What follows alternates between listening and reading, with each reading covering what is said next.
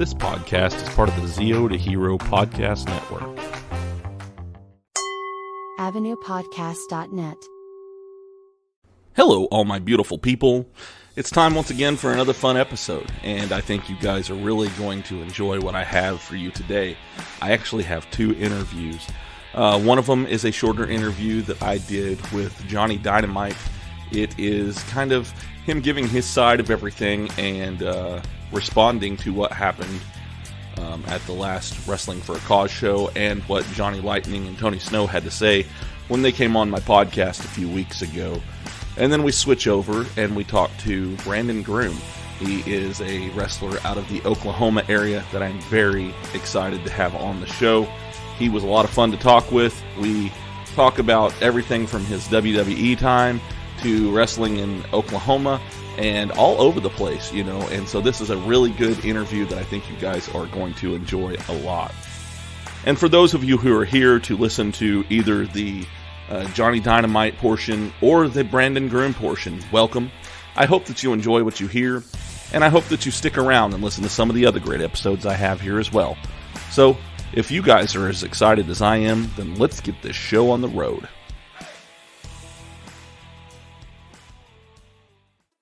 If You Give a Dad a Podcast. Hey, Dad. So where did you actually train at? I made a really good career out of being able to bump, sell, and I had a punch me face. I wasn't about to call you dad, so. Seriously? I felt like I was in an anime or something.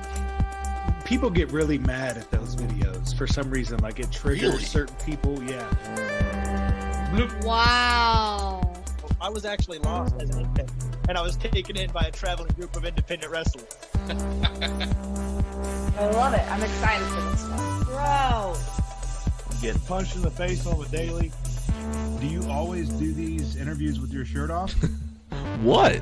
Man, this guy won't shut up. All right, everybody. So I have a special treat for you guys. As you know, I had Johnny Lightning on the show with Tony Snow to kind of talk about what happened at the last Wrestling for a Cause show. And now I have on with me Johnny Dynamite. He is the other half of Toxic Masculinity. He's also known as the Lit Fuse. And we're going to kind of talk to him today about what happened from his point of view. Johnny, how are you doing? I'm doing good. How are you doing? Doing good, you know, settling down for the evening, ready to talk to you to kind of get your side of the story on, you know, what happened. Oh yeah, I'm ready to get it out. So okay, man. So yeah, let's just kind of jump right into it. How did this all go down? What actually happened here, man? I just want to start us off by saying that Tony Snow is a disease. He weasels his way into everything, and if you don't stop it soon enough, which was my mistake, I should have saw the signs that he was trying to get the lightning, and I should have put a stop to it. Yeah. But with everything going on, there's been friction between me and Lightning for a while now. Mm-hmm. But you have that when you're as close to someone like me and him was. We were basically brothers. Well, I had seen things over Facebook, you know, some frustrations that, you know, you see out there and everything. And so I wondered, you know, what's going on here? So, you know, he didn't hide it whenever he was having his frustrations and stuff. So, you know, have you talked to him at all since this happened? I have not. You have not? I have not made an effort to reach him. Neither has he me. Yeah. I truly feel like the best talking will be done in the ring at the 12th anniversary of WFC. Yeah. Do you have so as I was talking to them, the announcement came out that you guys were going to be facing at that match, and it's going to be a great match to watch. You know, I know there's a lot of passion behind this match, and there's a lot going to be going into this. There's going to be lots of frustration that's going to be fueling this match and everything. But what is your game plan going into this match at the anniversary show? It's hard to explain, but I know Johnny Lightning inside and out. I know what he's thinking before he does it. But the same can be said for him. He knows what I'm thinking. So really my game plan is just to try to go buck wild Right. and just give him everything I have and see if he can handle it. So is there anything that maybe you would like to say to Johnny Lightning, since I do have you on here? Johnny Lightning, you are my brother, and you can still be my brother. But what you need to do is take a look inside yourself, look at the mirror, and think, do you want to spend the rest of your days with Tony Snow, someone who will drop you at the first chance as soon as you're not useful anymore? Or would you rather have a brother who's there for you through thick and thin? Yeah. I've seen a lot of people post out there that, they're heartbroken about this because, I mean, to be honest, the Johnnies is one of my daughter's favorite tag teams in wrestling. And, so for her and for me and for a lot of people, they were very heartbroken to see this happen. It's been very difficult. It was shocking to see, like you said, you see brothers, they have spats, they have fights, but they always make up in the end. But in this, it felt like a betrayal. I mean, when you really think about it, it was. I had that match in the bag until Johnny Lightning came out there, made himself known. He got in my head. I believed that he was there for me. Yeah. And he wasn't. Yeah. And as you said, it's hard on everybody. I've had countless people message me asking if we're okay. And it truly breaks my heart to say, no, we're not. We're not in a good spot right now. And it's just hard. Right. So there's another person who you've brought up in this who plays a big part in everything that's happened. I've talked with him many times. I've had him on the show, and then he was on the show whenever I talked to Lightning as well. And that's Tony Snow. Do you have anything that you would like to say to him? Tony, as I said at the beginning of this, you're a disease. You are nothing good. There is not a single bit of you that anybody enjoys. You want to buy your friends. You wanted to buy Jack and Duke. You bought Dutch. You bought Lightning. But what happens when all that money finally runs out? You'll have no one. Because instead of building these relationships, you try to just buy relationships. And there's nothing there for you at the end of this road. There's been both sides of the fence that you see. I've seen some of the comments on some of the pages on Facebook, and I've seen you have to even defend your own self in a few posts as well. So do you have anything? I know I've got you saying things to lots of different people here, but what would you say to the doubters out there that don't think that you have what it takes to get the job done at the 12th anniversary show? I would say come to the show. October 21st, Tulsa, Oklahoma. Come to the show, see for yourself. Because I plan on proving every last one of those doubters wrong. And at the end of the night, if Johnny Lightning's hand is raised, you know what? He was the better man. But I promise you this right now. He's going to have to give me everything he has. And so will Tony Snow. So I don't plan on quitting. I don't plan on stopping. So to all the doubters, all that saying I wasn't there for him, you don't know the full story. I've been there for Lightning since the very beginning. I was there during his first ever match. I've trained with this man. I've rode in a car for hours and hours. So to say that I didn't have his back, that I didn't care for him, I'm sorry, but you're wrong. I care more for Lightning than most people do. And I always will. He'll always be my brother. But at the moment, someone's got to set him straight, and it's going to be me. All right, man. And after this, where do you go from there? That's a toughie right there. Yeah. I'd love to see us come back together as a team, but I don't really see it happening. Yeah. So from there on, a nice singles career. Try to, as you said, prove those doubters wrong about me, that I can't make it as a singles wrestler. People seem to forget that I started as a singles. I have a year on Lightning when it comes to wrestling. Yeah. So going forward, I'd really like to focus on that, focus on my singles career and just see where it takes me. Yeah.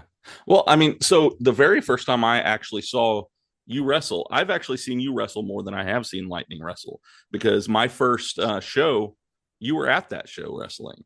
And so, yeah, I know that you have that singles background in what you do. And I do look forward to seeing what happens next with you, because, I think you have a lot to offer to the business. I truly appreciate that. So do you have any final thoughts before I get you off of here? Anything that maybe you want to get off of your chest before we say goodbye? One thing is everyone wanted to talk about, and Tony Snow wanted to post on Facebook that Johnny Lightning spent more money on spilt liquor than he's made as a tag team. I also like Ric Flair, sir. So if you're going to steal from somebody, maybe not steal that line. But all jokes aside, Lightning, you're my brother. You always will be. But at this moment in time, we're going to face each other opposite sides of the ring for the first time in a long time. I look forward to seeing you there.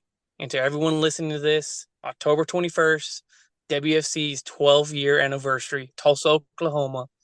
Come on out for a good cause and see the Johnnies beat each other up. All right, man. Well, thank you for coming on here. I wanted to hear your side of everything, because, there's always two sides to a story. And I wanted to make sure that you were able to get your side out there as well. Well, I truly appreciate it, sir. I really do. Yeah. All right, man. Well, you have a good night, and I look forward to seeing that match on October 21st in Tulsa, Oklahoma for the 12th anniversary show for Wrestling for a Cause, man. Yes, sir. Thank you very much. All right. Have a good night. You too. Hi everyone, I'm Lisa. And I'm Dawn. And if you've ever watched a TV show and thought to yourself, oh my god, that season finale plot twist was absolutely bonkers. Or seen a movie and thought, wow, I need to talk to somebody about this train wreck immediately. Then we think you'll fit right in with our podcast, I Hate It, Let's Watch It. We watch TV shows like Riverdale and Emily in Paris. And movies like Deep Water, Killer Sofa, Rubber, and Deadly Illusions. And we give them the total rinsing they deserve. It's basically group therapy for movie masochists. So come check us out wherever you stream podcasts.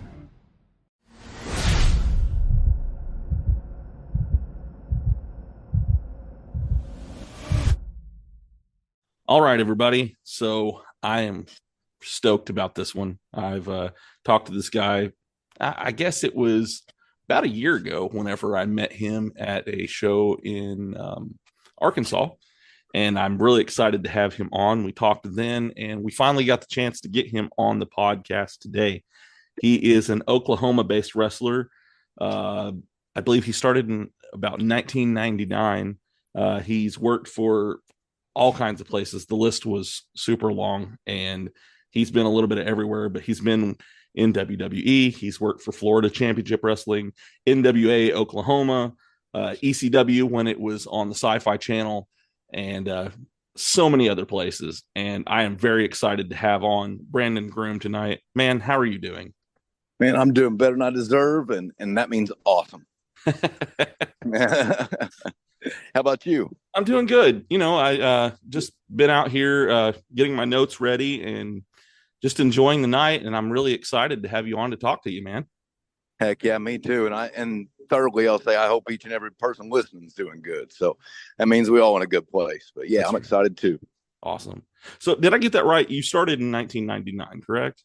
Yes, that's right. Yeah, I had the first match in 99, trained in 98, and yeah. Okay. So how did you actually get started? Well, I guess, let me flip back a few more years than what I was going to say. But, about 11 years old, I started, I was going through a little time as a kid, and I got found wrestling, latched onto it. So that's really when I started, because I said, you know what, I'm going to be a wrestler someday.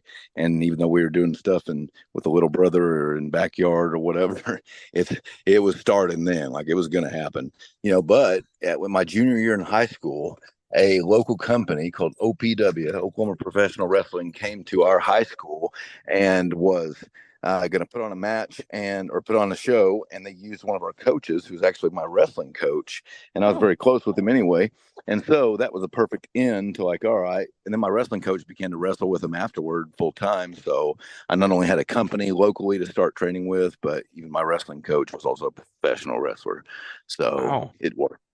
it was just like it fell right into your lap almost. It seems like.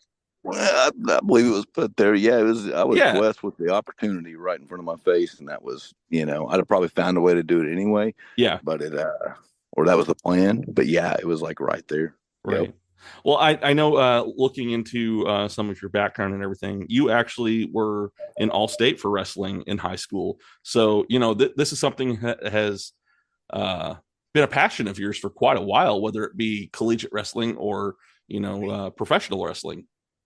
Yeah, definitely, man. The collegiate wrestling, it was like, first match in 5th grade tournament. I felt like I was walking out like Ric Flair and going to wrestling. I wrestled like it. It was what it felt like to me, and did decent. But you know what? It really got kind of hard when you get up in junior high or 8th grade and that kind of deal. And right. And then, even my first years of high school, 9th, 10th, was hard. But then that wrestling coach that was a professional wrestler, right around the time they came, he really took me under his wing, and it made sense. And when I wasn't even able to really go to state, I ended up getting second and then first in state my junior and senior year, and then was an all-state wrestler, and then even wrestled in college. So, and that was all driven by the passion for professional wrestling.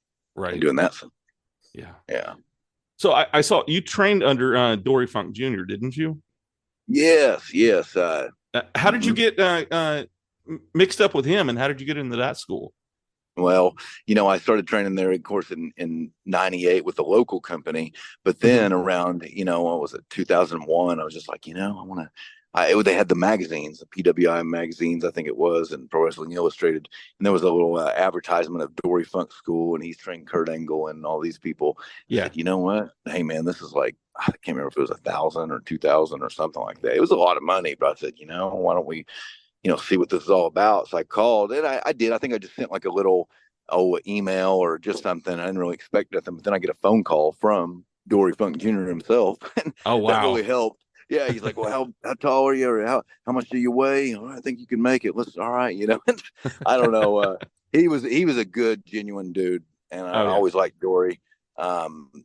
His wife, hey, she helped him run stuff, and I don't know, would say the exact same about her, but she is cool too. But Dory was a cool guy, but that really helped sell me, is him calling me and just shooting straight and stuff. And right. And then I went ahead and said, hey, I'm gonna go find a way to get a ticket down there, and went down there and I was able to train with him, which was a week-long camp, if you will, and you could of course go to you go to camp every month if you wanted to, but it was a lot of the basics. But man, that's when I learned that the basics that we were taught in Oklahoma weren't necessarily the basics that not only Dory Funk but the rest of the pro wrestling world across the board doing. And so that's when that opened my eyes big time.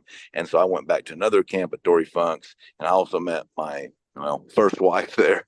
Yeah. Brandon Groom has had more than one wife, I hate to say, but at the same time, first wife, daughter, mother of my daughter, met there. Summer Rain. Yeah. So it was a cool experience, and that's how I got wrapped up with Dory there. Well, I mean, that's cool. And it had to be one of those, for me, if Dory Funk were to call me, I would, probably freak out, So I imagine that was a very surreal moment to have him being like, well, how big a boy are you? Almost. Yeah. Like I said, I don't know if some of them questions were just kind of like get you down there, but at the same time, he seemed genuine, and he he was a cool guy, definitely in person and on the phone. Yeah. And a lot of times that's the way it is. There was I've said this on the last few episodes, and it just keeps coming back to my mind. I actually almost went to a wrestling school I had the guy reach out to me. He was from California, and he had trained a few guys who had actually came up and were big in like TNA and places like that. And he was a trainer off of, do you remember the documentary that came out in the early 2000s, I believe it was, or maybe it's the late 90s, and it was called like Other Side of the Mat? And it had like stories about like Jake the Snake in there. And this was a guy who had his own school in California. Well, I met him on Twitter, and sent him, a headshot, and he had like almost like an application for you to fill out.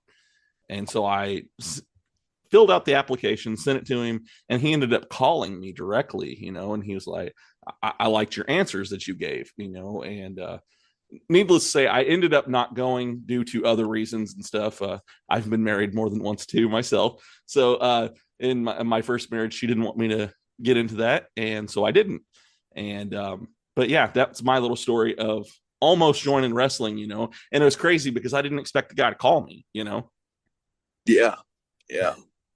No, it's makes a difference, reaching out and connecting. Yeah, I know. I really didn't, when I called off that magazine, I didn't expect to actually go down. I was like, I'll give it a little shot, as far as see what it's about. But yes, I didn't think anybody's gonna call me back or contact. I don't know what I was expecting. Yeah, it definitely helped getting that call. I mean, that started something that ended up being very big for you. Yeah. Definitely. I mean, because like I said at the beginning, you've wrestled in places like WWE. You've wrestled for NWA Oklahoma. In fact, you were the heavyweight champion in NWA Oklahoma, weren't you? Yeah, sure was. So what was that like, being a part of that, and what was going through your mind whenever that happened? Oh, it was a neat experience, just being able to, I always knew about the NWA, and then you had now these different branches coming along, NWA Oklahoma, right, and that kind of deal. And this guy Chris Fox was running at the time, had some people helping him. But yeah, they had some guys in there, some big guys in there, and some just people from out of state, and sometimes some former names and that kind of deal. And it was really an honor to be able to, win the title and carry that. And right. I was trying my best at the time, of course, and always have for the most part, but I was in real good shape, and thing is like 24 years old, something like that. And it was I think right place, right time, right promotion type deal. And I was able to take advantage of that. And I think one of the guys from Oklahoma has pointed out that I got to wrestle Booker T in 2004. Oh, and he cool. was like, well, that was interesting because Booker T was the U.S. champion for WWE, and then I was the NWA Oklahoma champion. So he's like, well, yeah, the NWA Oklahoma and the U.S. champion and that kind of deal. But that's one guy that I met him in person at the Northwest Arkansas Comic Con last year, and man, he was probably one of the nicest people that I've ever met in wrestling. Oh, cool. Booker T? Yeah. Oh, man. Yeah. Yeah, he was horrible to me. I'm just playing. He was cool. But no, I was like, here's just without going into too much detail. It was kind of like, nah. It was like, I saw him backstage because they changed the match. I was supposed to wrestle, I think, Mark Jindrak. Okay. Yeah, something like that. And so I was all prepared for that. And then all the then I think Triple H came down the ring and he was like, hey, actually they're changing it. You're gonna wrestle Booker T. I'm like, all right. And then it was like maybe 30 minutes before we actually went out to the ring. I saw Booker T and I'm like, hey, we're wrestling, right? He's like, yeah. All right, man, I'll see you out there. And I was like, all right. So okay, cool. And it turned out to be a match and a half. I mean, we didn't go 18 minutes or nothing, but I came back with a bloody lip, and Vince McMahon actually came up to me after that and was like, hey, are you thank you. Are you okay? And I was like, yeah. He's like, you did a good job. And I was appreciative of that. And he didn't just say that. And that was the only time he ever said that to me. But yeah. Maybe it's because I was the NWA Oklahoma champion. I don't know. But, maybe so. Yeah. Probably not. Fun experience, though. But yeah, I wish the NWA Oklahoma was still around. Yeah, that would be really cool. I love watching, NWA's product and everything like that, but I wish that they did have the branches like they used to have. So I kind of want to talk about how many tryouts did you have with WWE before you actually... it'd be kind of hard to count. It was almost like sometimes like 2 or at one point like 4 or 5 a year. And it was like, going back there for matches and or tryouts or whatever you can call it. But it's like, we got with Summer Rain, the when I married, I was already doing some matches with WWE before that. But then, like when we got together, then it was like a double whammy. We both were able to go back there, and then they were looking at her pretty hard as a female wrestler, and then me as well. And so it was almost like, hey, you guys are good to use for, our enhancement matches and extra matches. And then Jerry Lawler was down there and caught us backstage. Like, hey, you guys are in Oklahoma. We can, you'll be willing to drive to Memphis on some certain Saturdays? Like, yeah, sure. Yeah. And so Jerry Lawler started bringing us in with all the guys he had in Memphis. Okay. And then we, working WWE shows and just kind of got to be in that whole mix and have quite a bit of tryouts around that time. Just, I guess, you'd say from 2000 to 2008. And that's when I moved down to Florida with Florida Championship Wrestling.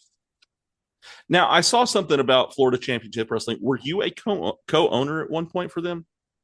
No, no, it wasn't. I was just there to, try and,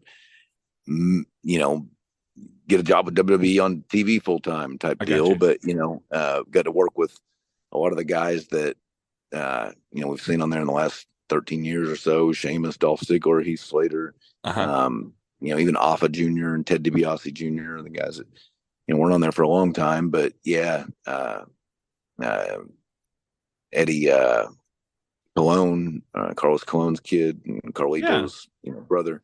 It was a neat time. But the only thing where that could have been confused is in Oklahoma around 2003, I ran a wrestling show. It was a couple of shows, but ran one in my hometown. It's called Fellowship of Christian Wrestling. That's FCW. Where that came. Okay. Okay. Yeah, we tried to do it with the FCA in the school and do a little something with them, and that was a neat deal. But I got you. That's where I'm seeing it because I saw FCW co-owner, and I was like, huh. Well, I know he worked with Florida Championship Wrestling for a minute, so. So I also know that you have a background in doing MMA fights as well. How did you end up getting into the octagon? Man, you know what? There again, from professional wrestling, because it was like I'd trained jiu-jitsu even from like 20 years old on. And I think my first jiu-jitsu type training was a camp or a seminar that Ken Shamrock did. Okay. In Tulsa. So Ken Shamrock's the first one that taught me side control and and a leg lock and some stuff like that, and some stuff I still used in MMA. But from then on, I just kind of trained off and on. As to me, it was like, hey, this is we're doing holds here. It's very similar to professional wrestling in a way. So why not keep training that? And then it got to a point in 2010 where, it was after the Florida Championship Wrestling thing. Another woman story. It wasn't the same one, but my God, I don't know if it's the last name Groom or what, but I've had some crazy ordeals going on. I know I'm not the only one, but man, ended up having a gun pulled on me. So I had to tell everybody. I had to go to Steve Kern and Dr. Tom and all them. Dr. Tom told me too. Dr. Tom Pritchard. He was like, "Man, Brandon, we like you, and we wanted to really, push you ahead at first, but we can see that it's taking you down and that kind of deal." He had that talk with me about a month before I left, and then it's not that I had to leave. I was scared for my life, honestly, with the situation I was in, and I had to go. I had to tell everybody bye, and that was kind of heartbreaking. But I wasn't getting anywhere anyway in the situation I was in, so I had to flee back to Oklahoma, and then started my personal training business, and then started at the gym I was training at, started MMA training with the guys there. And I was thinking, you know what, let me see what's up with this MMA training to get a better take on what if it helps me in some way in professional wrestling. Right. So I thought, hey, let me go ahead and step in a cage. Let me go ahead and fight in this style and see how similar. And to me, it was almost exactly the same. It was very, very, very, very, very close. You're walking out there, it's a crowd, you got a mat, and mine, hey, and I love the showboating, just even like not, what I mean, working the crowd, showboating, posing, not just going out there, walk there, do your thing and walk back and not really look at anybody. even in high school, man, it was all about gearing up for pro wrestling. So I'd win a match and I'd do a Scott Steiner pose, or I'd do a Razor Ramon pose, whatever. And I got some points taken away sometime, but it was cool and it was crowd pleasing. So same thing in MMA. I was able to go out there, work the crowd, even wear some of my wrestling gear and cut a promo, all that kind of stuff. So it was fun until, later on, I had some pretty tough opponents, some that were even on The Ultimate Fighter and all that stuff. And that got, that wasn't as easy, of course, but it was still character based. I mean, all the MMA ones I've done. So that's been awesome. I do think it helped in wrestling. Well, and the thing is people even said, even in UFC, whenever it first started, the thing that it was missing was people weren't caring about some of these bouts that were going to happen. And so they started letting them show their personality and things like that. And so it made it more interesting for some people. People want to see Conor McGregor, get punched in the mouth because he's a loudmouth, And so when they were able to bring in that side of it, it makes the crowd get behind the match, I guess, more, you could say. Right. Yeah, that personality and that caring about the bout. Exactly. And how do you care about the bout if you don't care about who's fighting in the bout? Exactly. Got to know about them. Yep, that's what's up. From doing some of that in the MMA, and then really started getting into cutting wrestling promos on Facebook and that kind of deal. And then that's when this guy Dale Paul Cook at Oklahoma, and he was a world kickboxing champion. He puts on MMA fights. He's like, "Hey, Brandon, I want you to fight this guy, Kanan Grigsby, and he's pretty good, but he's a striker, you're a wrestler. I think you could possibly win, but if you're willing to try it and even could do some of your wrestling stuff." And I was like, "Hey, right on, I'll do it." It was kind of, a little scary. I hadn't done MMA in a while or whatever, but those were some cool fights. But that was all about, I put so much wrestling character in there. I did like promos each week about, the brideless groom coming to find his bride, and it's going to be victory inside that steel cage. And hey, look at you MMA train way more than me, but I'm MMA training some, and I've been lifting these weights, and I know you can't lift this much. Maybe these are fake weights, but maybe they're not. Maybe they're not. I jacked his head. One guy said, "Man, you won that fight before you even stepped in the cage because you had his head so messed up." So I guess the wrestling promos helped win some fights for me. Well, I mean, sometimes that's half the battle is just getting into their head. Yeah. Would you say that you prefer to be a heel or a face when it comes to wrestling?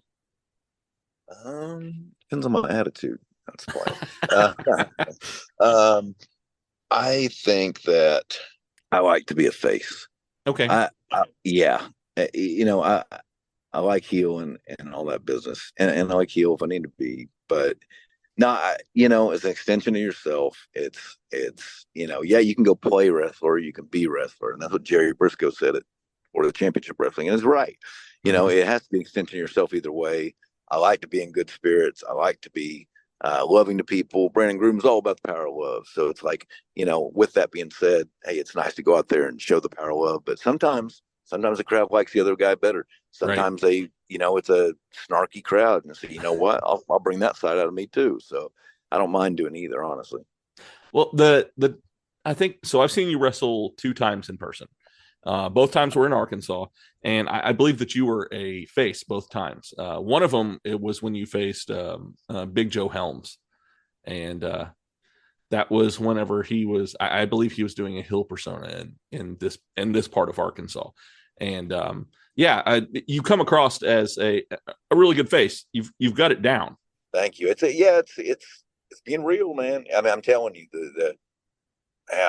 it's just being real. And and even in MMA, you got to go out there and be real, man. You got to you've really trained, you really want this. Sometimes people be real in a practice, or they be real in their bedroom, they really want it, but when they step out in front of everybody, it's like, oh, you're sheltering up or shelling up or whatever. But I don't care if it's the wrestling ring or the cage, you got to go out there and be 100% real. Yeah, definitely.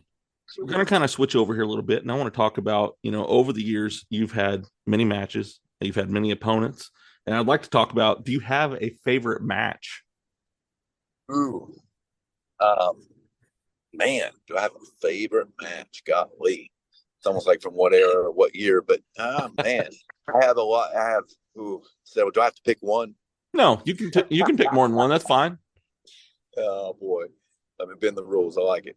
No, it's okay. So I'll tell you, I got to go back to like 2004, maybe three. I think it was three. I was getting a lot of matches, and so was this guy Brent Albright, Gunner Scott. Is Gunner Scott on WWE for a while. He wrestled no VW and all that stuff. He was actually pairing up with Benoit. Like Benoit was his mentor. So, but then the deal with Benoit happened in 2006. And so then there went his storyline, and they released him and all this kind of stuff. But no, Vinny Valentino, aka Brent Albright, aka Gunner Scott, was an amazing young professional wrestler, a little bit older than me. We had some great matches, and that was a lot with him. We worked out together, and he actually went to APAW or something like that in California to get more training than what he got in Oklahoma, kind of like I did with Dory. But man, the guy was good. We had a great match for his farewell match when he got signed to WWE and was leaving. And it has to always stay in my memory as one of my best and favorite matches. And then the match with Booker T has to be a favorite, short and sweet. But man, and not only because after that, and I was so close to getting on there full time. They had some budget problems, and doggone it, I wish I would have taken advantage of another opportunity. I could have went with WWE, but I was like, I've got this college school thing. I'm good. I don't know. But that was a great time for me. And not only did Vince McMahon tell me good job after that, but I remember Big Show, Triple H, Kurt Angle, maybe there was another one, all walking, maybe Bob Holly or someone, walking in a line right after that, like right after I got done. And they all said, hey, good job, and all slapped my hand. That's cool. And I knew that was something that doesn't just happen. Everybody's really back there for themselves in a way, at least for that night, their match, and concentrating on it. So I had some really good feedback on that. And that has to be one of my favorite matches.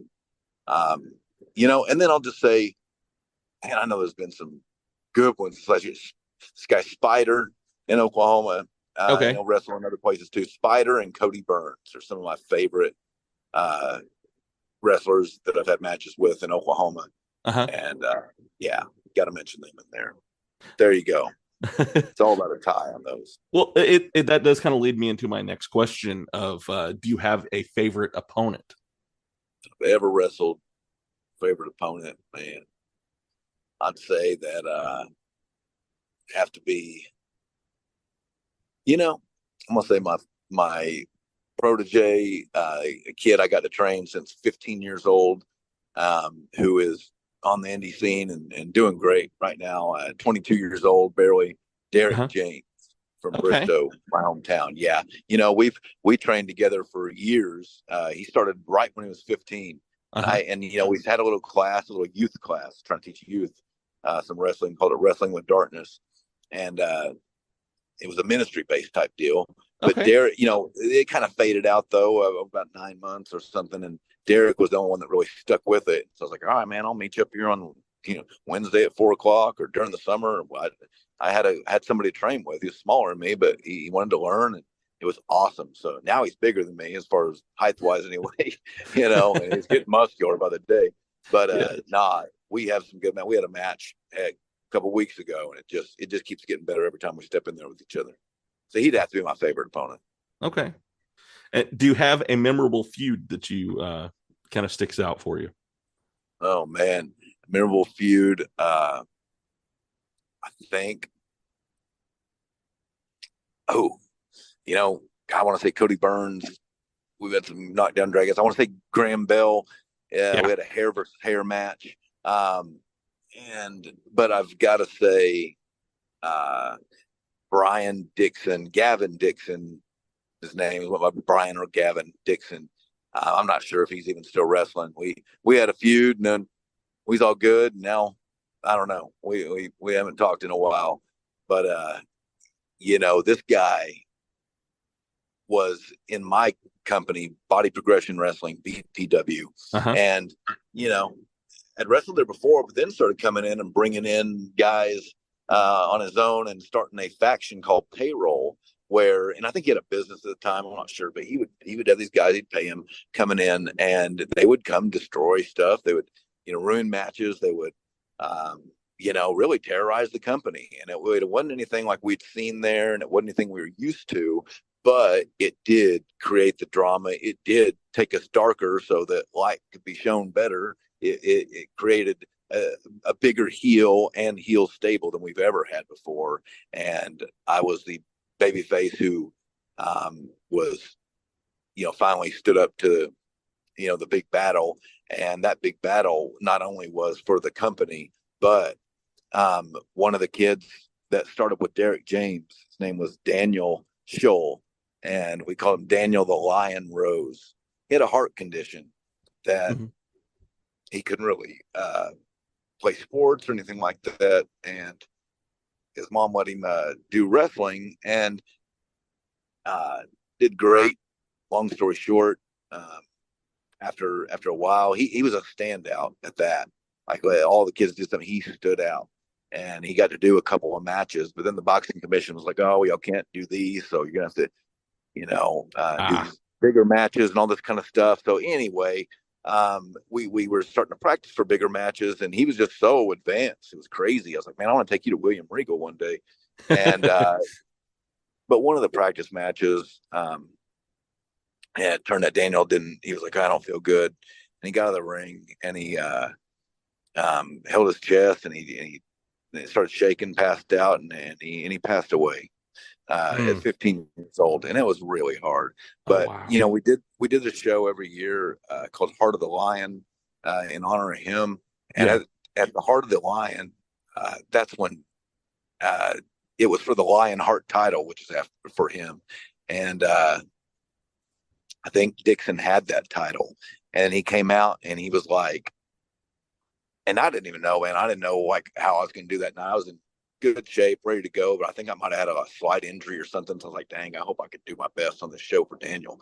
Right. But I came out there, or Dixon came out there, and he cut a promo in the middle of the show, and he said, "Hey, you know what? I don't care. I'm keeping this belt. I don't care who this is for. And you can, whatever kid, hey, he's dead, and it don't matter anymore." And he took the shoes of the kid. We had his wrestling shoes, and he kicked him, all the way across the ring. And it was, I didn't know what was going to happen. It was called White Heat, where nobody said anything. Actually, everybody got up and turned their back on him and just didn't say nothing. It wasn't like a boo, you suck. It was like, oh my God, that's messed up. Oh, wow. Oh man, you have no idea. And it built some whole anticipation, excitement, and definitely want to see him lose. And later that night, we had an anything goes match, and we went all over the place outside the building. Man, back in the ring, and at the very end, it was, if you asked me my favorite moment, that was my favorite moment, because one of the guys that Daniel was also in the class with was part of Brian Dixon or Gavin Dixon's payroll stable, and he was kind of having problems with the stable. And earlier that night, Dixon had went out there and yelled at him in front of everybody and pushed him around a little bit. Yeah, told him to get back to the back. And then right in the end of the match, Dixon had cheated, and somehow the referee was knocked out. I can't remember why, because I think I was knocked out too. and then lo and behold, watch back the tape, I see it all. It's like that guy, Jerry Storm is his name, popped in the ring right as that happened. And Dick's like, "What the hell are you doing here? Get your butt back to the, curtain or whatever." And then all of a sudden, Jerry Storm did Daniel, the Lion Rose's famous move or finishing move of the spear, and speared Dixon, who was having the shoes, and dropped him on me. And then he was able to pull my arm over Dixon, where the shoes that I had in my hand were actually covering for the 3 count. And that was the end of the match. And I was the new Lionheart champion. And that, man, right there was my favorite feud and one of my favorite matches for sure, and moments for sure. Wow. All of it rolled up into one there, man. Wow. I really thank you for sharing that. No, you bet. It's not easy to sometimes, but it's good to. Right. Yeah. I mean, there's a lot of moments that happens in our lives and stuff. And, sometimes it's good to be able to get those out there. But like you said, sometimes it's not easy to. I actually did have a couple listeners send in some questions for you, and I believe you might have already answered one of these, and it was with what you just said, and they wanted to know, what is the most unforgettable crowd reaction that you've ever had? Ooh, the unforgettable crowd reaction. Well, let me go another place that we haven't gone yet. Is I also did some tough man competitions. Okay. And you know why? Because to get another little take on wrestling. Well, how much is this like? Can it help me in wrestling? So I did, character work in those too. Like I didn't just walk out there and box and raise my hand and go back home. I walked out there and I was Brandon the Greek Groom, and so I had these flowered shorts on, and I went to a place, I think it was Lawton or somewhere. I'd won some tough man competitions. You won like $1,000 or something. It was cool. Oh, cool. Threw my shoulder out at one, and I learned how to box better. And I was like, all right, I'm not going to dislocate my shoulder again. And so then I won, a whole tournament thing and got $1,000. And then I went to Lawton to go win another one. And there was a young man from Lawton, I think just had a baby, and he had the crowd there for him and all this kind of stuff. I'll never forget. We had the finals, and I walked out. They'd announced him, Lawton, and I walked out, and they all, of course, for him. So I was the heel, and I knew they weren't going to cheer for me, but I kind of walked out with a little kind of mad look on my face, or just kind of cocky look on my face in a way, and I just slowly got up there, and I felt like Ric Flair reaction wise as I just kind of looked up at the corner of this big auditorium of a crowd, a big old, I can't remember what it was, a basketball court or some big complex we were at, and I started at the corner of the top, and I just heard this boo, and then I just slowly worked my eyes across that whole crowd with a look like, why the heck are you really booing me kind of look, and that whole place, it sounded like I was the top heel on Raw. Oh, that's great. And so that, man, the tough man competition has to be my most, it comes to mind first when I think about my favorite crowd reaction. That's as a heel.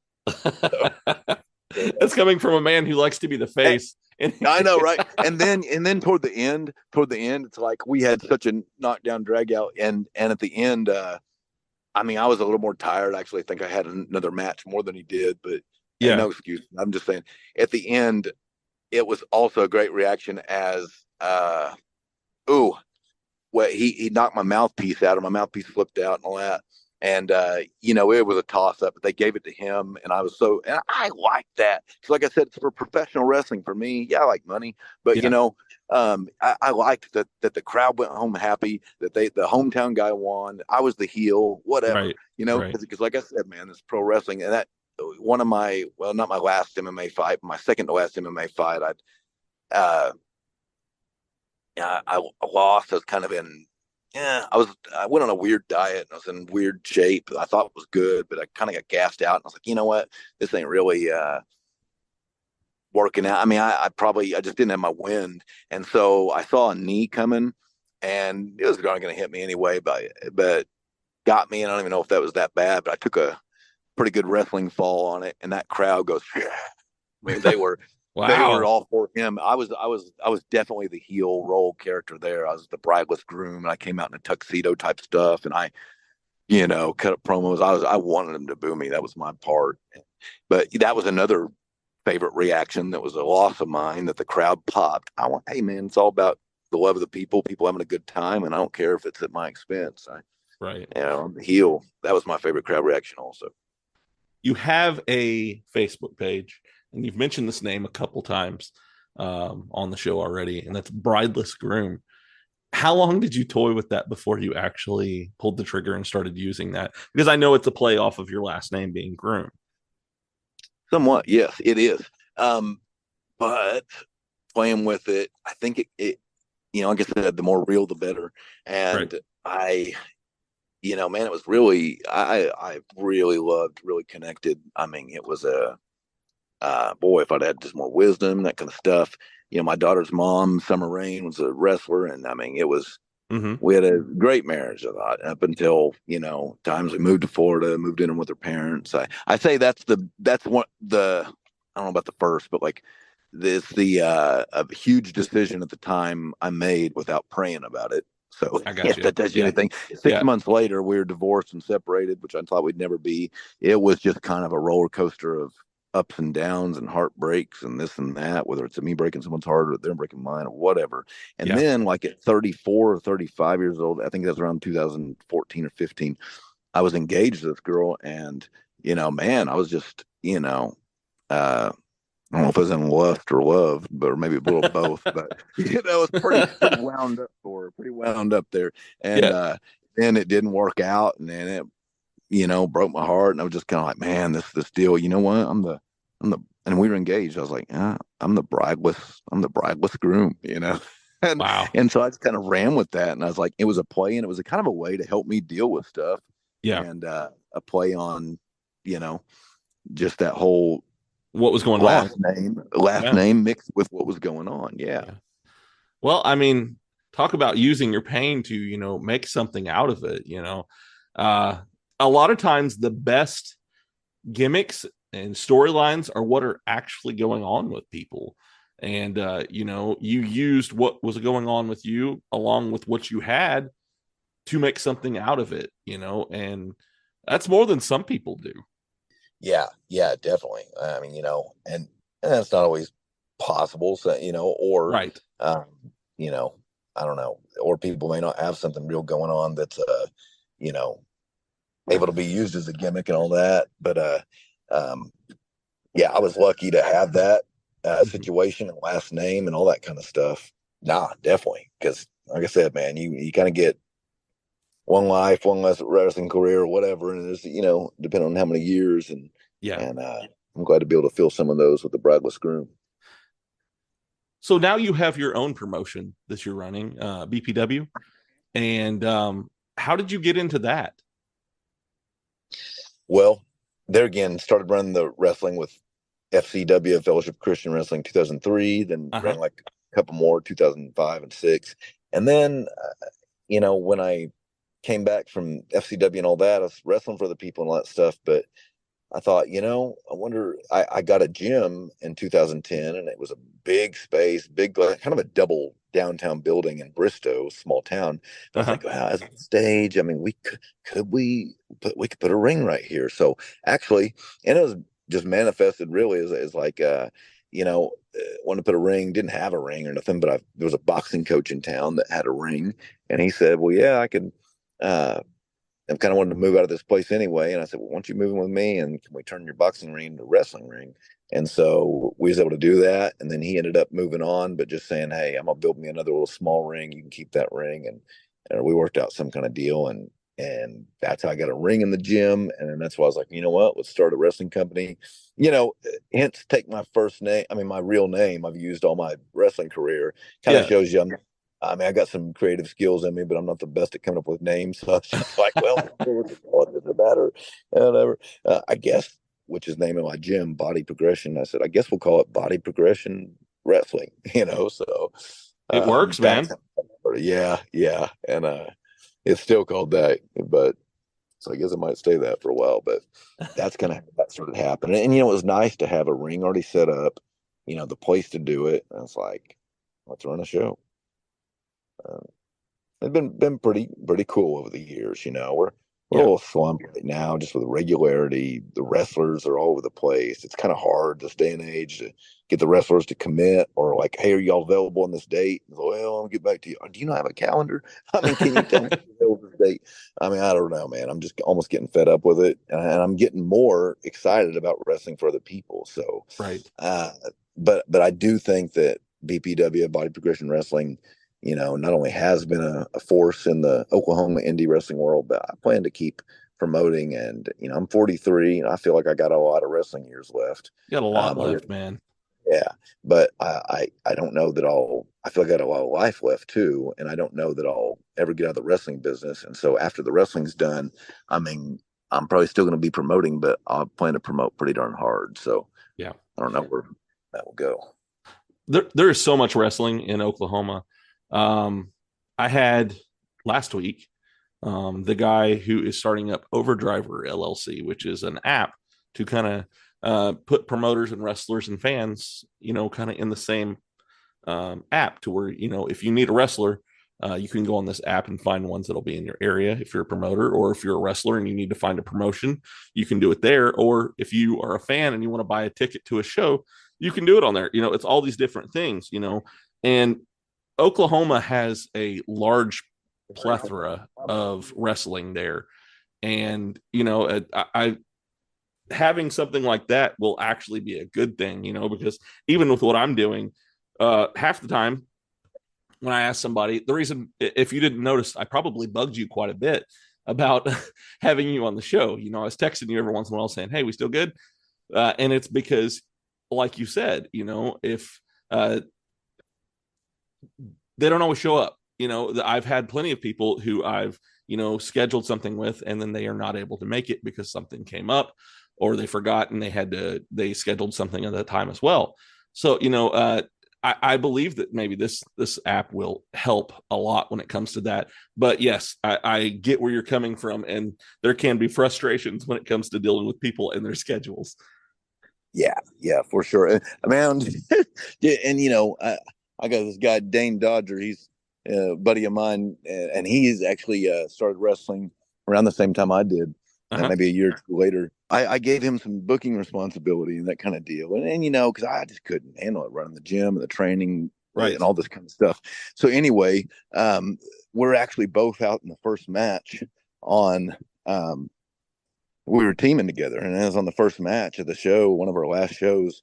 And I look around and they go ding, ding, ding. And I was like, hey, where's the referee? Well, he's supposed to be here. And I'm like, there's dark. And so I had to say, hold up, ringing down referee. I'm just sick of that kind of crap. Yeah. So it's just all over the place. And it's like, I've actually, I don't know, man. I don't want to say stuff till it actually happens, but I'm working with a guy overseas, and he is working on getting over here, and the management and the teamwork, I think that's what we've been lacking, and it's not my strong suit, but that's where we at least identify it, and we're heading that way. So I think we might see some good stuff coming up. Like you said, you've identified it, and that's the first step, is identifying what the issue is and then working towards fixing that and stuff. So that's a healthy way of doing it, and you're going in the right direction.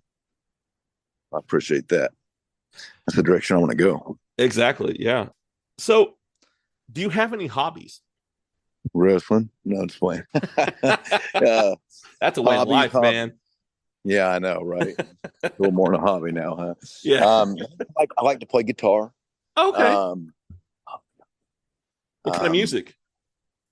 Man, I love gospel music, man. That's my favorite music. Okay. I can't lie, dude. I'd be lying if I said anything else. But I mean, other than that, 90s. I like to play, play some Pearl Jam, 4 Non Blondes. There you go. Gaither vocal band, with the gospel. Southern gospel. Southern gospel. That's my stuff, right? That's what I was raised on, man. I think they play that music in heaven. I don't know, but I think so. But no, I like to play, and what's cool about guitar is you can play almost anything. I think it's one of the easiest instruments to play. But I like that as a hobby. Working out, of course, that kind of pertains to wrestling and another job. But oh man, any other hobbies? I guess to really call something a hobby, I don't know. I could start saying a lot of other things, but yeah, I think guitar might be the only. Do you sing with your guitar? Yeah. Do you? Yeah. Okay. I mean, mediocre, but yeah, I'll sing. I have some good days sometimes, but yeah, I would, I like singing harmony the best. There you go. Yeah. Well, and for me, okay, like I said, I was raised on Southern gospel music. So I can play that stuff. I was raised on a church bench. My dad's a pastor. And so, I was raised playing the drums, and then I moved over to the bass guitar, and Southern gospel, man, that's right in my wheelhouse when it comes to music. Man, brother, we have to play and sing sometime. Yeah, that'd be great. Yeah. Where's my guitar? Man, it's out in the country right now. If I had it, we'd get it going right now. Yeah. We'd just change this whole episode over. I'm telling you, dude. I'm telling you. Actually in 2000, what was it? I was traveling with Manny Fernandez, and that was like around, I met Manny Fernandez, I think in 2013. We had a match in Arkansas. And then afterward, he was like, you know what? I'm gonna take you to California and we'll work some matches. And I just was like, okay, we'll see if that happens. But he did. He called me the next week. You ready to go to California? I guess so. And so we went not only to California every month, but everywhere else. And I think, and Manny was cool, man. He wanted to help me out. I think it also helped him out having someone to ride with, of course, and all that. And he retrained me in a way, which thank God, because I just loved it. And Manny, even guys at WWE would say is one of the best trainers and all that deal. Yeah. But we were going to all kinds of WWE. So I had a big WWE, a lot of matches and stuff around the early 2000s and all that. But then probably just as much, if not more, around 2014 or 13, 14, maybe 15 with Manny. And we started doing a character that was guitar playing, and Brooklyn Brawler, Matt Stryker, William Regal, they loved it, man. And it was just darn near. They even flew me down to Florida for a 3-day tryout, and I used the guitar deal. And I think Jerry Briscoe and Regal were for me, but I don't think the rest of the scouts or whatever wanted to use it. But of course, years later they have Elias come out. Exactly. Yeah. Off that, but no, I loved to play the guitar with. I'd make up songs about, Wade Barrett that I'd wrestled the week before, and it was like to the tune of Friends in Low Places or something. And so that's it cool. was a lot of fun doing that, man. It was a lot of fun. But that's kind of when I used the guitar, the hobby of the guitar or music in wrestling. Well, you've got to make it fun, while you're in there at the same time as being a professional, and you still have to have fun and enjoy what you're doing. Yeah. And another thing is, there again, reality being some of the best stuff in wrestling. So I've come out to some Southern gospel music before. Have you? Yeah. Oh yeah. It started being a heel. Now I started being a heel. I'd come out in this black vest with the crosses on, and still said Groom on the back. And I'd walk out, and what happened, there was a guy, Pastor Brent, and he didn't even wrestle as a pastor. I was like, dude, be yourself, man. Come on, real is better. Be Pastor Brent, man. You're a pastor, right? All right, I guess. So I had him, and he would come out, and somehow we got wrapped up where I was a heel and he was a face, and he'd try to help me, but then I'd screw him over or something like that. Or I'd say, hey, man, let's shake hands before this match. And I'd kick him and win or whatever. Oh, no. But then we started coming out as a team, almost like he was trying to help me or save me or mentor me. Yeah. And I was the heel, but I'd come out with crosses and to this song, Give Up and Let Jesus Take Over. Oh, give up. So, I heard that one, but I know that one. Yeah. Yeah, it was good. I loved that song too. Those kind of songs. Oh man, I would hear them and I'd be like, "What's this?" And I'd laugh at it a little bit. I'd listen again, then I'd listen to it 20 more times, fall in love with it. It's like I'm coming out to that song. Oh, that's and great. So came out to that one, and then me and Pastor Brent, he finally saved my soul, turned me into a good guy, babyface, and then we came out to Sweetest Song I Know. Amazing Grace, how sweet the sound, is the sweetest song I know. Okay. That deal, I love that song, and that's still my favorite song. But we came out to that, and and I didn't know. I was like, you know what? I don't care if anybody thinks it's dorky. I feel it. Yeah. Like you said, you're having a good time, and it was real, and and that's when you have fun with it, it makes it all the more worth it too, I think.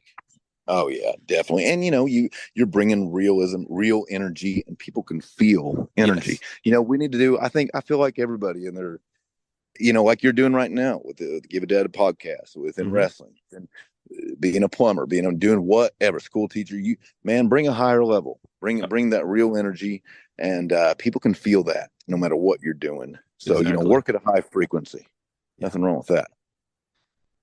So do you have any goals for the near future that you have set? And I do. It is to wrestle the best I've ever wrestled in this next 5 years. I've had some great matches. I've been in great shape. I've been blessed with great opportunities. But now it's like, hey, you got all this knowledge, 23, 4 years. And then now I'm 43 years old, but I feel great. I feel in probably the best well-rounded shape ever been in. Yeah. I may not squat the most or whatever, but in the best well-rounded shape. And so with all that, it's like, hey, why not do our best and be the best we can be? Not just for me, but for the love of the people, and why we're here. So that's one of my goals. And then another goal is to take BPW and do smart things with it. It's hard running wrestling shows, and it's real easy to lose money in wrestling shows, but it's nice when you have the right setting, or someone's paying you to come be in part of their event to put on a show. And we have, I feel like, man, in Oklahoma, we have some of the best mindset or quality available. Yes. It's just getting to the right place to show that. So that's a goal. If that makes any sense, that's what we're, a couple things I'm after as far as wrestling and goals. Definitely. I 100% understand that. I've recently started working with a wrestling company here in Arkansas, and that's kind of the mindset, is leave it better than you found it, and do the best you can. So we've got all kinds of different people who are coming in and bringing what they can to the table to make it a better product. That's good. Leave it better than you found it. Make it a better product. Right on, man. What wrestling company again in Arkansas? Actually, I'm working with Diamond State Wrestling. Diamond State Wrestling, cool. Yeah, they're in Springdale, Arkansas. Who's the promoter again? Xander Gold. Okay. Yeah. I you know what? Well, I just talked to him the other day, and there again, wrestling as much as I can. I just can tell and have heard he puts on a really good quality show. Or there's a lot of quality people there. Yeah. Heck, you're there. If nothing else, that says something. So I'm planning to make my Broadway self way down there. Maybe in the spring, maybe in the winter. We're going to see, but you might see me up there at the Diamond State Wrestling. Oh, that'd be great. Yeah, I'd love to see you there. Maybe I can get a backstage interview with you or something. Oh, yeah. Maybe I can get one with you. That'd be awesome. Yeah, that would be great. You never know. Yeah. You'll have to charge extra for the tickets. But exactly. So I have a few more questions for you. I have one more that's from a listener. They wanted to know, what is the biggest name that you've ever been in the ring with? The biggest what? The biggest name that you've ever been in the ring with. In the ring with? Well, I would say John Cena.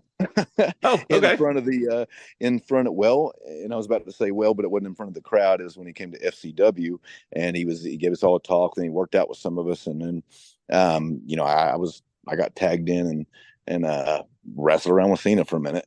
That's cool. But I can say that on Raw, I was also a security guard at one point, and I don't know if it was for Eric Bischoff or maybe not Bischoff, but anyway, we threw John Cena out of the building, and I was right up next to him, had him by the ear or something. I don't know, or like in a chicken wing, or I don't know, but his face and my face right up next to each other on the TV, which was cool. That's cool. I guess it's not a wrestling match. We weren't in the ring, but he hit us in the ring. We went there and tried to get him and knock us down. If that counts, I would say John Cena. Okay. If not, probably the biggest name be Booker T or Matt Hardy.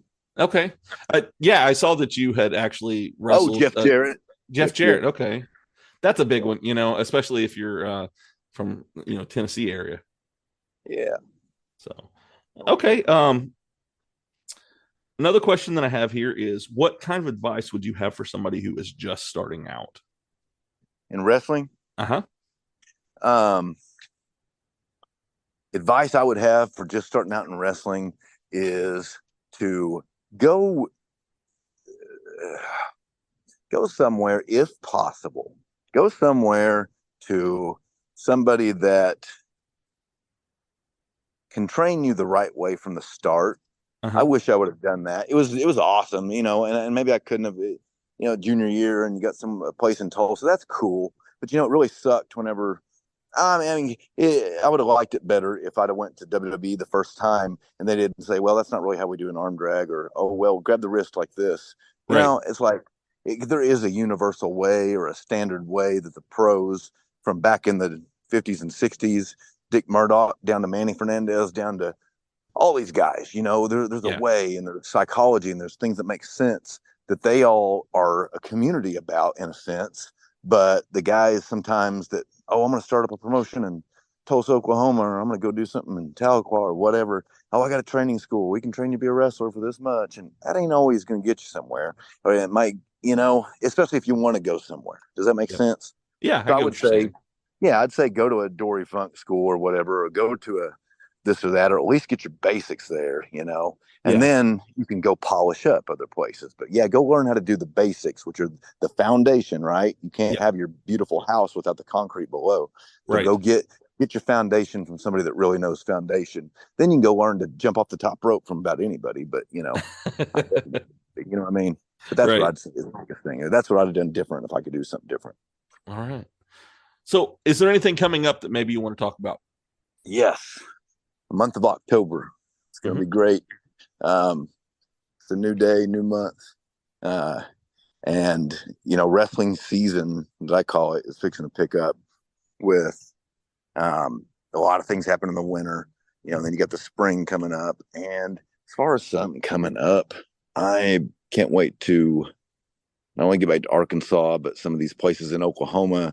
They're going to be having matches, and I just am ready to do the best, man. I guess to really sum this answer up, I feel like I'm starting to go all over the place with this answer, but it's really just to have the best matches I've ever had. And I'm talking about, I've had 23, 24 years, and, there's been matches with Booker T and all that kind of stuff, Brent Albright, whoever. Yeah. I'm ready to have the best matches. I'm ready to serve the crowd with entertainment. Before, you figure out stuff, you figure out why you're doing stuff. Or maybe it changes over time. Well, and at a time it was at least halfway or mostly for me and all this kind of stuff. Now I know more who Brandon Groom is. I know what he's about more. I know what he's about to the people, and that is love. It's spreading love to the people. And so with that's love is the most powerful thing. That love is I think one of the most powerful, if not the most powerful forces on earth. And not worrying about, if I make it, or how. What about me or anything like that? No, it's about, hey, let's go take this love and let's go give it to whoever shows up in that crowd. And that, man, I'm telling you what, that puts power behind an individual that's willing to do that. And I can feel that power coming from me and coming from me in the future to anybody that's a wrestler. And like I like to say, that's the power of Brandon Groom.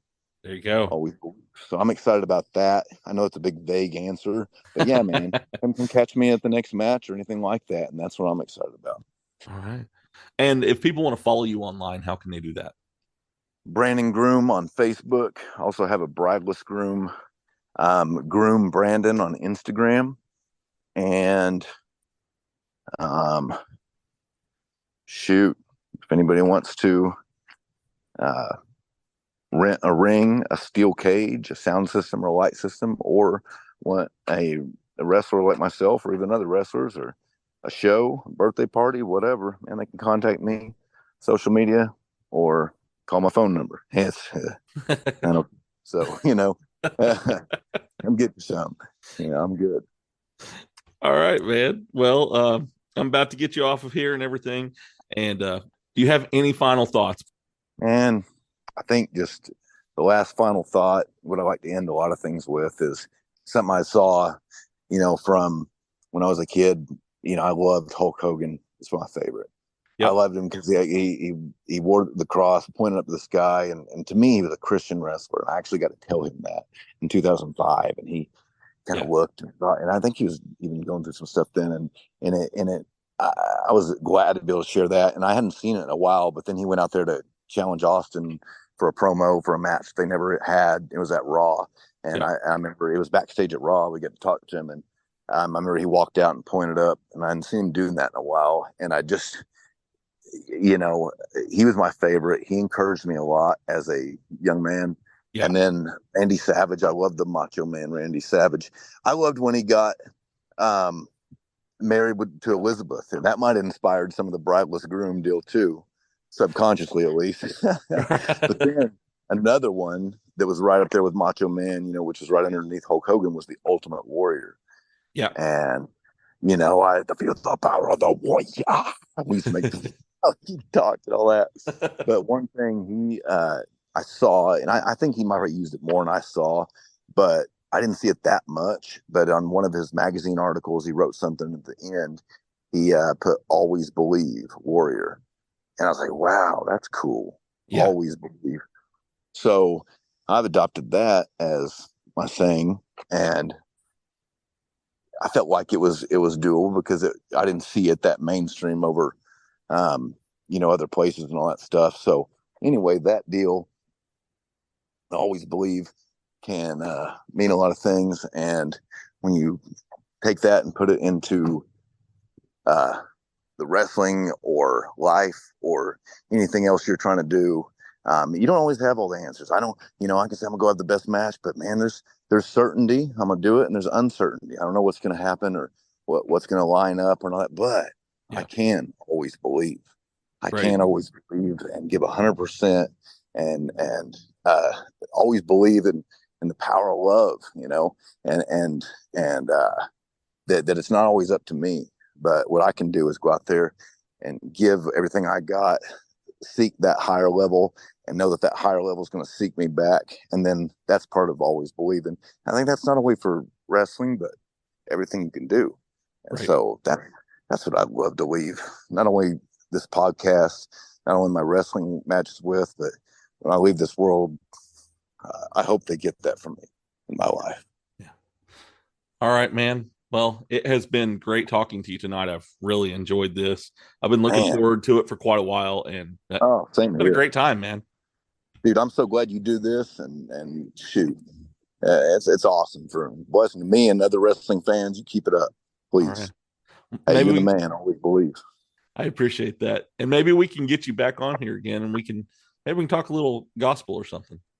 Sure. All right, man. Well, you have a great night. You too, brother.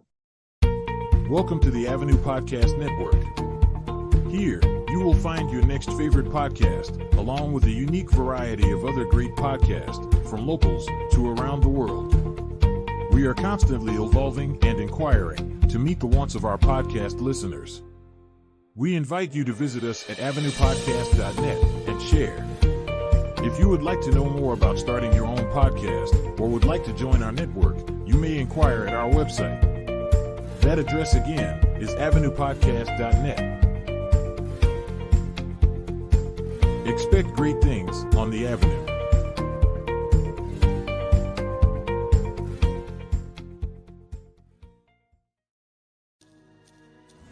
Hey, avid podcast listener, come on over to the Zero to Hero podcast to listen to Billy and Jimmy, myself, talk about all kinds of things from the Nerdverse, Power Rangers, Gundams, anime, random TV shows, diseases, economic turmoil, and how to scam people on crypto.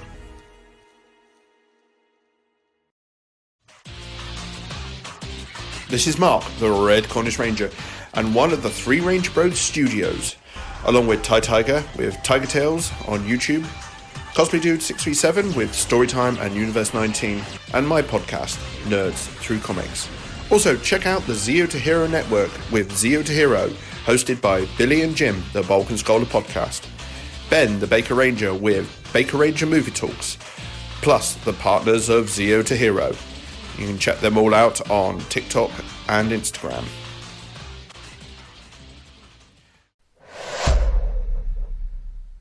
All right, everybody. I hope that you enjoyed that episode with Johnny Dynamite and Brandon Groom. They were both wonderful guests to have on. I look forward to seeing what happens in this match between Johnny Lightning and Johnny Dynamite, and I'm glad that I was able to have him on to tell his side of everything. And I'm also glad that I was able to have on Brandon Groom to kind of tell his story about being in wrestling and all the different things that he's done and some of the cool places that he's been and all the great stories that he told us in this episode.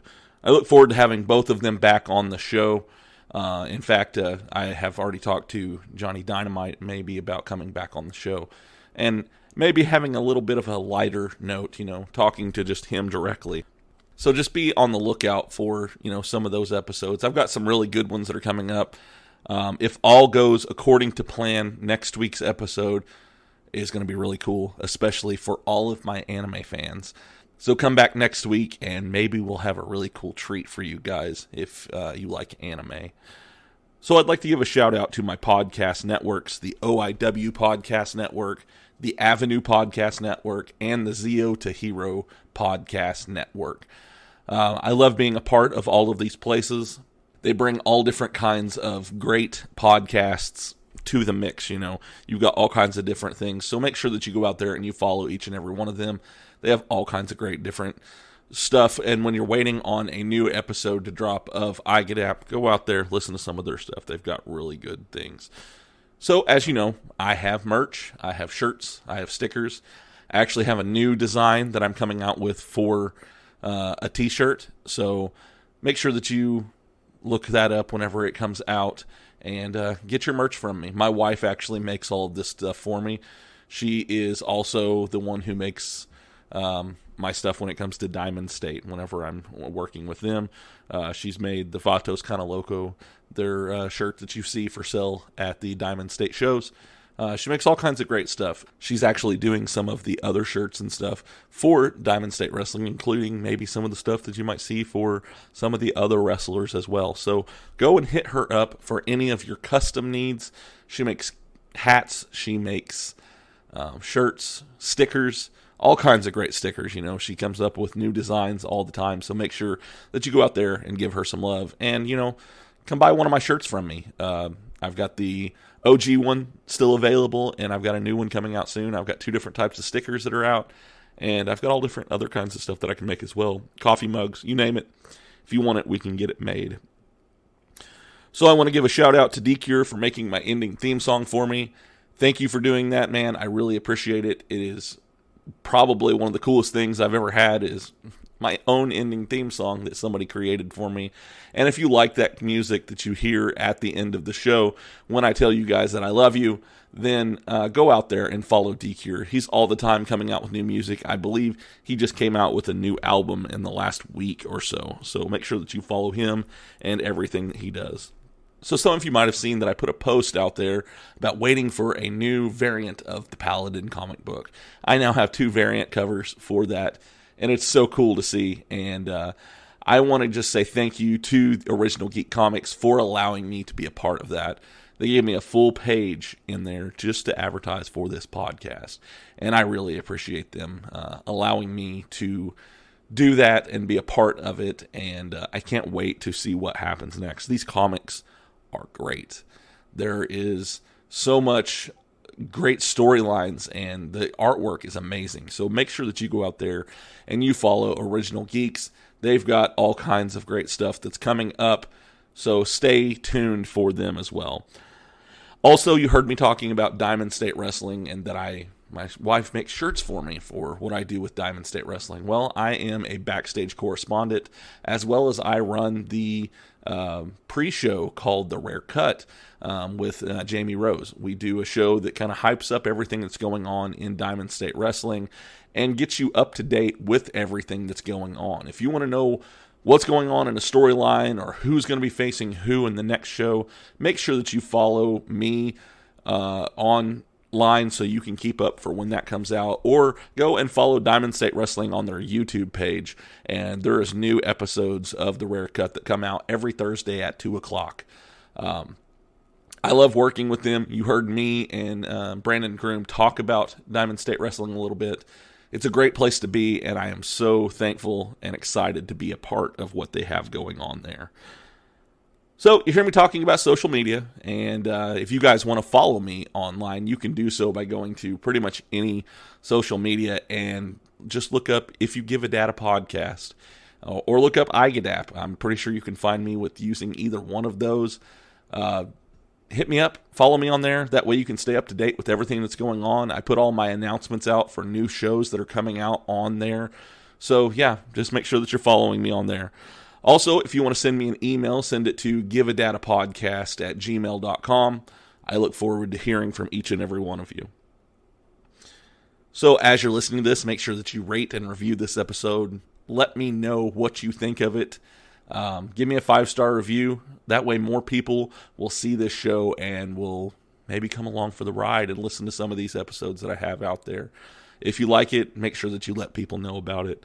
Also, like, share, and subscribe to it as well if you're not already, and hit the notification bell. That way you get notified when a new episode of iGadap is available. So, we have come to the end of another episode, and it is time for Billy's favorite part of the episode, and that is Dad Joke of the Week. What would bears be without bees? Ears. All right, everybody. I love you guys. I hope that you have a wonderful week, and I will see you next time. Bye.